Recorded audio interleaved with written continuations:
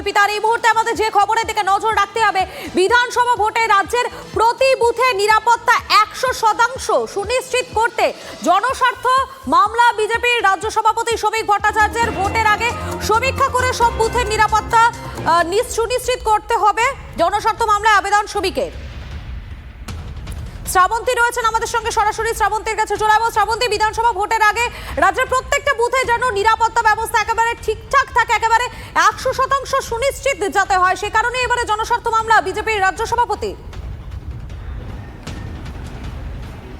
মধুকল্পিতা, এর আগেও একটা প্রশ্ন বারবার তোলা হয়েছে যে নিরাপত্তা যেরকমই দেওয়া হোক না কেন, যেহেতু রাজ্যের অফিসাররা গোটা বিষয়টার সঙ্গে যুক্ত থাকেন ওতপ্রোতভাবে, তাই নিরাপত্তা সঠিকভাবে থাকে না।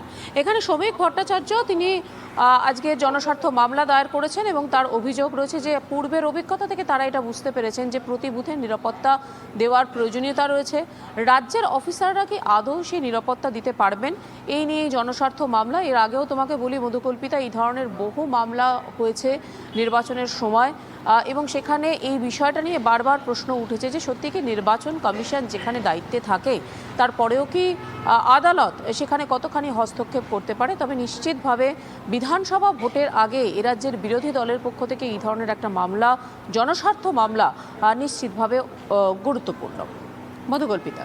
একেবারেই শ্রাবন্তী, তুমি আমাদের সঙ্গে থাকো।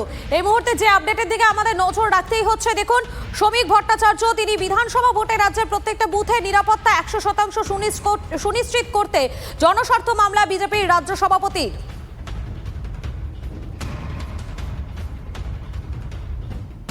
তৃণমূলের রাজ্য সহসভাপতি একেবারে, এবং আমরা লাগাতার এই খবরের দিকে নজর রাখছি। তবে যিনি এই মামলা করেছেন বিজেপির রাজ্য সভাপতি শ্রমিক ভট্টাচার্য, তিনি কি বলছেন শোনাই আপনাদের। নির্বাচনের সময় যে কোনো বুথে সুরক্ষা এবং ন্যূনতম পর্যবেক্ষণকে সুনিশ্চিত করবার জন্য আজকে আমরা একটা পিআইএল ফাইল করলাম। এই সার্ভে করবার দায়িত্ব যাদের আগে ছিল ম্যাকিন্টশ বার্ড, তারা হঠাৎ 6 মাস আগে এই কাজ পারবে না জানিয়ে দিয়ে চলে গেল। কেন চলে গেল তার পেছনে রহস্যটা কি দেখি। তাদের অতীত কিছু কাজের হিসাব না, তারা কোনো পরিস্থিতির বাধ্যবাধকতায় কিছু করতে বাধ্য হচ্ছিলেন যেটা বর্তমানে করতে পারবেন না, এটা তাদের পক্ষে হয়তো একটু বিপজ্জনক হয়ে যাবে, সে কারণে ছেলে গিয়েছিলেন কিনা এটা দেখা দরকার। আর দ্বিতীয় জিনিস হচ্ছে তৃণমূলের রাজ্য সহ সভাপতি জয়প্রকাশ মজুমদার রয়েছেন আমাদের সঙ্গে, আপনাকে স্বাগত টিভি9 বাংলায়। দেখুন বিধানসভা নির্বাচনে রাজ্যের প্রত্যেকটা বুথে যাতে নিরাপত্তা 100% সুনিশ্চিত হয়, সে কারণে এবারে জনস্বার্থ মামলা করলেন রাজ্য বিজেপির সভাপতি শ্রমিক ভট্টাচার্য। আরে ভয় পেয়েছে রে, ভয় পেয়েছে, এটাই হবে এখন সকল মানুষের মনের কথা যে বিজেপি ভয় পেয়েছে।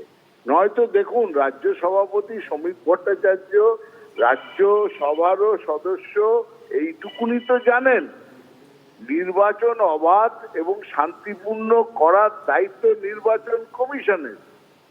সে নির্বাচন কমিশনারদের অ্যাপয়েন্ট করছে নরেন্দ্র মোদী এবং অমিত শাহ, যারা এসআইআর করছে বিজেপির কথায়। তাহলে আজকের দিনে সেই নির্বাচন কমিশনের উপর ভরসা করতে পারছেন না শ্রমিক বাবুরা। কি হয় পেটের মধ্যে পেট কামড়াচ্ছে ওদের, তাই গেছেন হাইকোর্টে। হাইকোর্ট কি করবে? নির্বাচনটা হাইকোর্ট করে না, নির্বাচন কমিশন করে। এইটুকুনি ন্যূনতম জ্ঞান নেই এদের। নির্বাচন কমিশন নির্বাচন করবে এবং নির্বাচন কি পদ্ধতিতে করবে, 1 দফায় না 100 দফায়, কি পরিমাণ আধা সামরিক বাহিনী থাকবে, এ তো বারবার ওরা করে এসছে। 2021, 2024 প্রত্যেক বুথে আধা সামরিক বাহিনী প্রতিষ্ঠা করে ভেবেছিল আমরা ইলেকশন জিতবো। কিন্তু জনতার মতামত যদি পক্ষে না থাকে তাহলে শ্রমিক বাবুরা কি করবেন? বুড়ো আঙুল চুষবেন। তাই জন্য এখন একটাই কথা পরিষ্কার, ওর কথায় ভয় পেয়েছে। তাই জন্য আজকে ইলেকশন কমিশনের উপর ভরসা না করে দৌড়েছেন হাইকোর্টে। লজ্জাজনক। ধন্যবাদ আপনাকে।